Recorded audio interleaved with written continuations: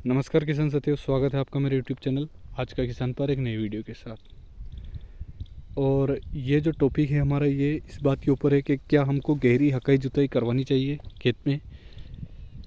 तो मैं बोलता हूँ बिल्कुल करवाना ज़रूरी है। आपके 50% जो उत्पादन है वो उसमें मायने यही चीज़ रखेगी।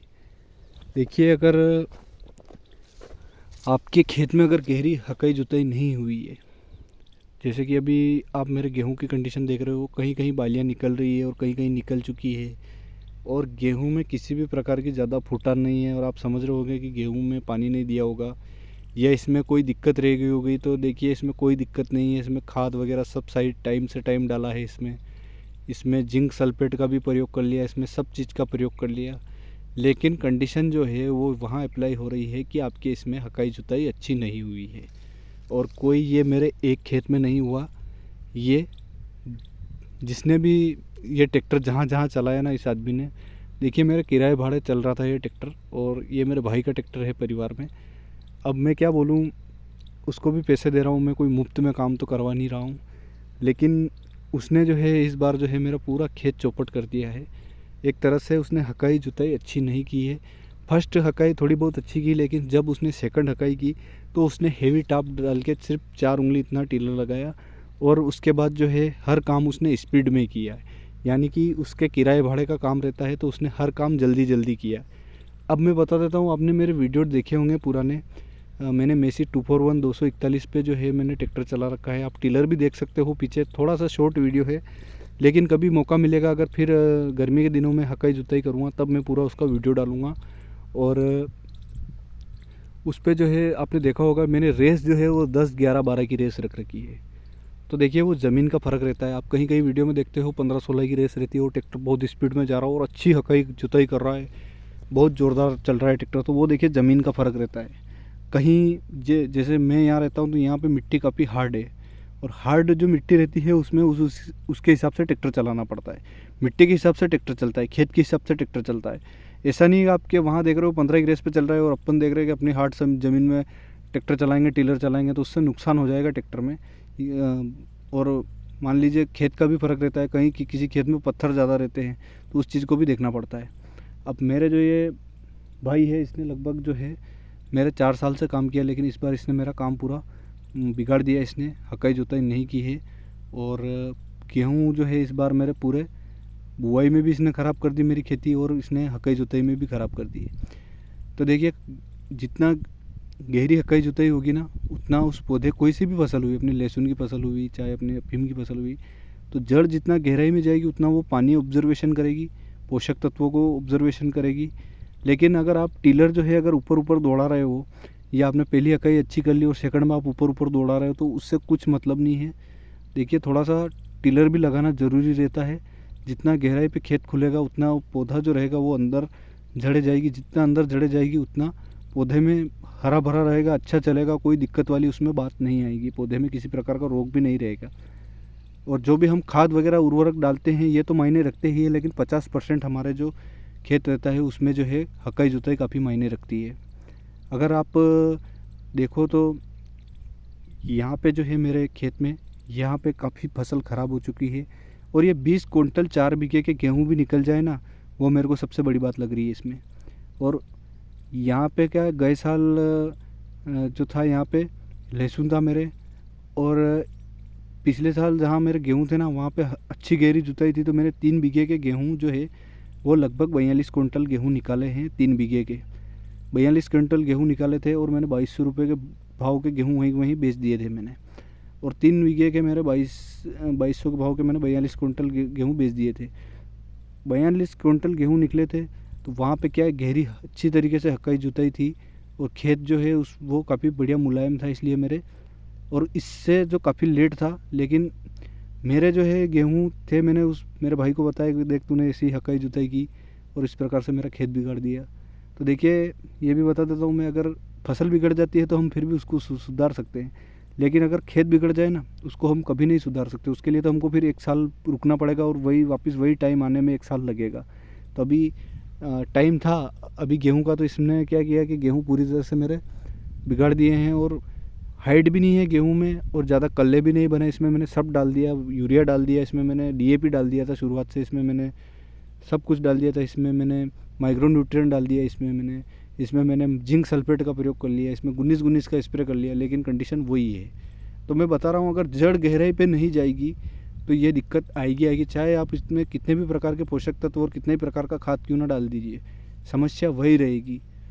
तो खेत जितना मुलायम पोचा खेत रहेगा उतना अच्छी फसल होगी, कोई भी फसल होगी। तो इसलिए मैं नहीं बोलता हूँ, हर यूट्यूबर यही बोलता है, किसी भी खेती की वीडियो में डालता है तो गहरी 2 से 3 बार गहरी अच्छी जुताई करना है, तो वो यही बात रहती है। और 100 में से 100% लोग ख़राब नहीं होते हैं, कुछ अपने फ़ायदे के लिए ऐसा काम कर लेते हैं।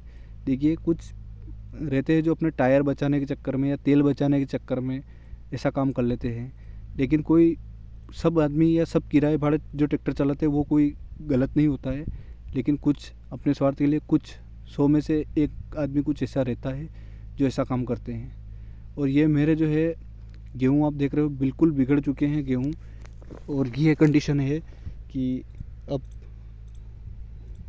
रोए तो आंसू नहीं आए, ऐसी कंडीशन है। और मेरा तो इस खेत में आने का भी मन नहीं करता है, क्योंकि गेहूँ जो है पूरी तरह से बिगड़ चुके हैं। तो क्या करें इसमें, ये ऐसा लग रहा है यहाँ पर पाठा जम रहा है, देखिए। और गेहूँ की जड़ें देखिए, ये बिल्कुल जड़ें ही नहीं इसमें गेहूँ में, और कंडीशन आप देख रहे हो इस प्रकार से गेहूँ बिल्कुल ख़राब तिकले गेहूँ हो चुके हैं। तो इस भाई ने क्या किया कि देखिए, पहली हकाई अच्छी खासी थोड़ी बहुत अच्छी की, और दूसरी में तो इसने डायरेक्ट, इसमें मैं बता रहा हूँ सिर्फ इतना 4 उंगली इतना टिलर लगाया और पूरा खेत जोत दिया इसने। फिर इसने बुआई की, तो उसमें भी स्पीड काफ़ी रखी ट्रैक्टर की। यूँ मान के चलिए, इसने सेकंड गियर डाल के, हेवी का जो सेकंड गियर रहता है वो डाल के इसने बुआई कर दी। तो देखिए, बुआई ऐसी नहीं होती है। अगर आपके खेत में हार्ड है, खेत मिट्टी कड़क है, तो उसमें आपका मशीन जो रहेगी वो पीछे से कूदेगी। आप चाहे कोई सा ही ट्रैक्टर लाओ, जॉन डियर ले आओ, चाहे स्वराज ले आओ, चाहे मेसी ले आओ, कोई सा भी ले आओ। आपने मेरे वीडियो देखे, मैंने 10 से 12 की रेस पे चला रखा है, क्योंकि वहाँ पे जो है वो मिट्टी काफ़ी ज़्यादा कड़क थी, ज़्यादा हार्ड मिट्टी थी, हार्ड सोइल थी। तो मिट्टी के हिसाब से ट्रैक्टर हमको चलाना पड़ता है। आप चाहे बड़ा ट्रैक्टर भी ले आए, लेकिन उसके हिसाब से ही हमको ट्रैक्टर चलाना पड़ेगा। और उसने क्या किया, सेकंड में चला के दौड़ा दिया ट्रैक्टर को, बुआई की मशीन में भी दौड़ा दिया उसने। तो मशीन जो थी वो कहीं कहीं कूदी और कहीं कहीं गिरी। तो जहाँ पे वो कूदी वहाँ पे तो गेहूँ ऊपर गिर जाएगा, और जहाँ पे कूदेगी वहाँ पे एकदम गिरती है ना, कहीं पत्थर वत्थर आते हैं या ऐसे ऐसे टिलर वगैरह, तो मशीन की भी वही रहती है, कूदती है ना। तो गहराई पे और कहीं ऊंचाई पे, गहराई पे ऊंचाई पे, तो वो गेहूं का कारण यही रह गया मेरे कि गहराई ऊंचाई पे पड़ गए, और जड़ें जो है वो ज़्यादा गहराई पे नहीं जा सके, तो ऊपर कल्ले भी नहीं निकल सके गेहूं के। तो ये फ़र्क पड़ता है डेफिनेटली, कि आपके 50% मायने रखता है। अगर ये हकाई जोताई सही होती ना, तो मैं बता रहा हूँ 50 से 60 क्विंटल के बीच मेरे ये गेहूँ निकल जाते हैं। 50 से 60 क्विंटल के बीच मेरे गेहूँ निकलते हैं। और मैंने जो है हकाई के लगभग 450 रुपये बीघे के हिसाब से पैसे दिए इसको, लेकिन क्या करें, इसने काम ऐसा बिगाड़ दिया कि अब इसको 1 वर्ष बाद ही, 1 साल बाद ही मेरे फिर से खेत तैयार होगा। और अब 1 साल बाद ही, क्योंकि अब मैं पानी की भी कमी है, और ऐसा तो है नहीं कि मैं इसको उखाड़ के गेहूं को हटा के जल्दी से वापस मैं दूसरे गेहूं लगा दूं, क्योंकि अब टाइम भी काफ़ी लेट हो चुके हैं, और मेरे यहाँ पानी की काफ़ी शॉर्ट है। और गेहूं आप देख सकते हो इस हिसाब से, देखिए कितने दूरी पे है गेहूं, और गेहूं में कुछ बालियां भी दमदार नहीं है। और क्या गेहूं निकलेंगे, ये मेरे को तो विचार आ रहा है इस बार के क्या होगा और क्या नहीं होगा।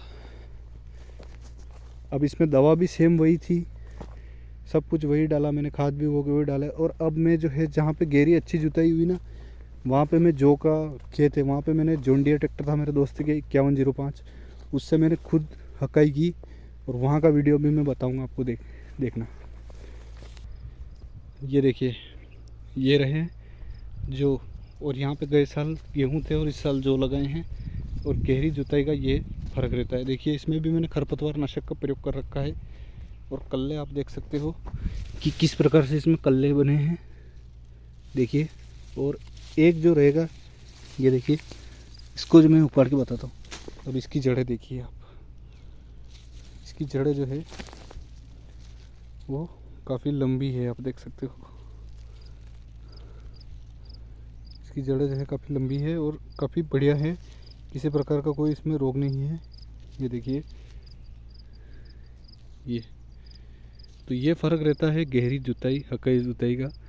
तो अगर कोई किराए भाड़ा अगर आपके ऐसा काम कर रहा हो तो आप प्लीज़ उसको बोल दीजिए भाई मेरे काम मत करिए और किसी दूसरे से काम करा लीजिए जो अच्छा आपके खेत में अच्छी गहरी जुताई करता हो, नहीं तो आपको भी इस प्रकार से घाटा खाना पड़ेगा।